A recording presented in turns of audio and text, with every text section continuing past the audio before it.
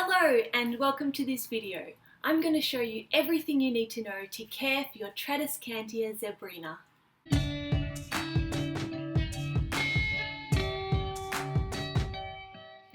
The tradescantia zebrina is a fantastic plant. It's got really beautiful foliage and it's super easy to care for. One of my favourite things about this plant are the sparkly leaves. It's such a unique thing to see a plant with sparkly leaves. And these leaves, if you hold them into the sun, you can really see the light bouncing off them. By watching this video, you're going to learn everything you need to know to care for your plant. We're going to cover general care, propagation techniques, and I'll talk a little bit about some of the common names for this plant. For general care, the first question is, where should I put my plant? The tradescantia zebrina is happiest kept in a sunny room, but it also does okay in lower light rooms.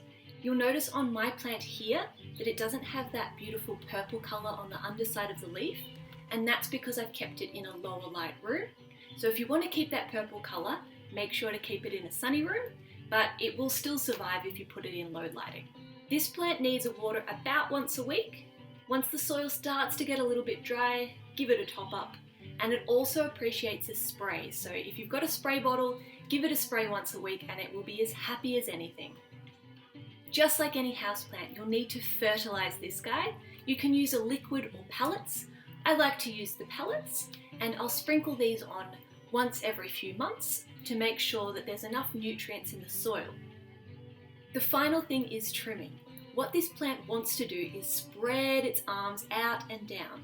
So if you don't want this to happen, make sure you're trimming your plant and keeping it in the shape that you want. Let's talk propagation. What you can see here is that the plant has spread its arms out and that the parts closest to the centre of the plant are actually dying off. This is the natural cycle of this plant. When it's looking like this, it means it's time to propagate. So there's two propagation techniques I'm going to show you. Both of them require no plastic, which is great.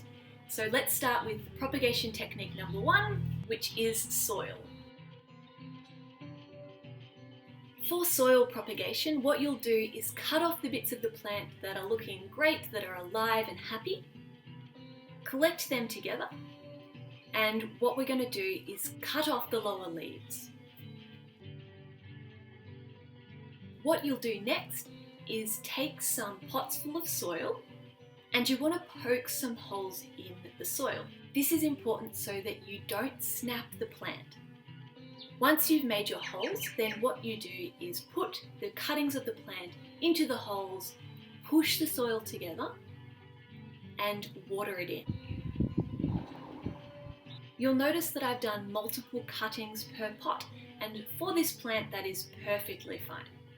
Some propagation techniques at this point ask you to use a plastic bag, but instead what we do is use a bowl. We place the glass bowl over the newly planted plants, and this helps speed up root growth and make sure that we have a successful propagation.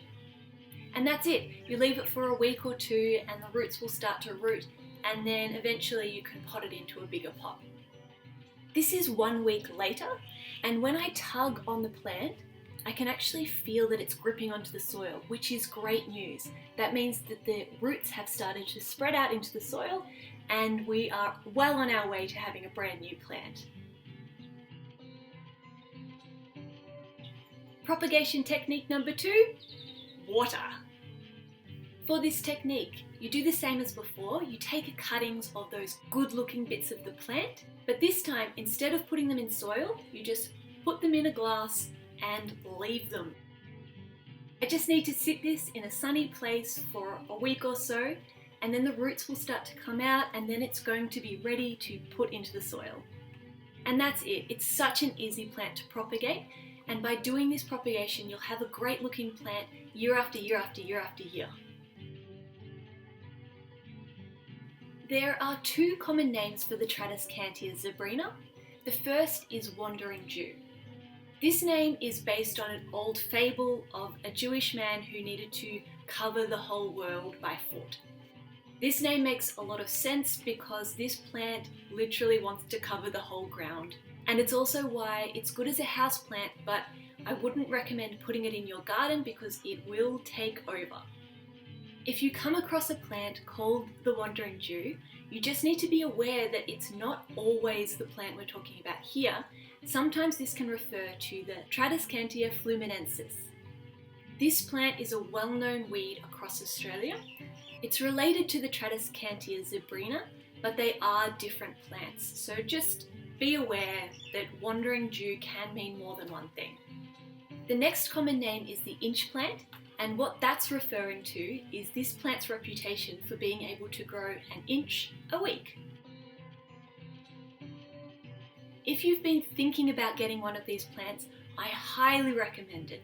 They're such a beautiful addition to any room, they're easy to look after, and they're so photogenic. If you want to see a whole lot of beautiful photos of them, just jump on Instagram, you'll see hundreds and thousands of them, and you will fall in love. And that's all the tips there are from me today. If you've got a houseplant crazy friend like me, please share this video with them, they might enjoy it. And if you've got a wonderful plant you want to share with me, or if you just want to say hi, please come and find me on social media. I'm on Twitter, Instagram, and Facebook. Also, if you've got any other tips about how to care for the Tradescantia zebrina, chuck them in the comments because I'm sure other people would like to read them. As always, if you like this video, hit the thumbs up button. I would love to know that you like it. And if you want to see more of my videos, please hit that subscribe button. That's all from me today. See ya!